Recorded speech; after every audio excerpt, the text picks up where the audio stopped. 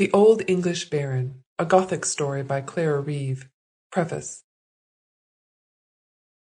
As this story is of a species which, though not new, is out of the common track, it has been thought necessary to point out some circumstances to the reader, which will elucidate the design, and, it is hoped, will induce him to form a favourable as well as a right judgment of the work before him. This story is the literary offspring of the Castle of Otranto, written upon the same plan, with a design to unite the most attractive and interesting circumstances of the ancient romance and modern novel. At the same time it assumes a character and manner of its own, that differs from both. It is distinguished by the appellation of a Gothic story, being a picture of Gothic times and manners. Fictitious stories have been the delight of all times and all countries, by oral tradition in barbarous, by written in more civilized ones. And although some persons of wit and learning have condemned them indiscriminately, I would venture to affirm that even those who so much affect to despise them under one form will receive and embrace them under another.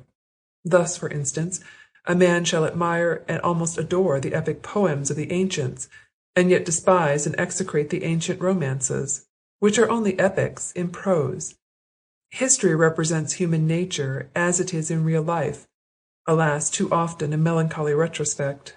Romance displays only the amiable side of the picture. It shews the pleasing features and throws a veil over the blemishes. Mankind are naturally pleased with what gratifies their vanity, and vanity, like all other passions of the human heart, may be rendered subservient to good and useful purposes. I confess that it may be abused, and may become an instrument to corrupt the manners and morals of mankind. So may poetry, so may plays, so may every kind of composition.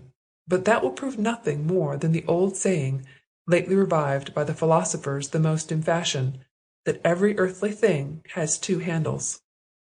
The business of romance is, first, to excite the attention, and secondly, to direct it to some useful, or at least innocent end.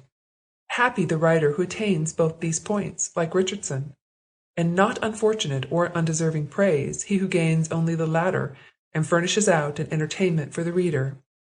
Having in some degree opened my design, I beg leave to conduct my reader back again, till he comes within view of the Castle of Otranto, a work which, as already has been observed, is an attempt to unite the various merits and graces of the ancient romance and modern novel. To attain this end there is required a sufficient degree of the marvellous to excite attention, enough of the manners of real life to gain an air of probability to the work, and enough of the pathetic to engage. Sample complete. Ready to continue?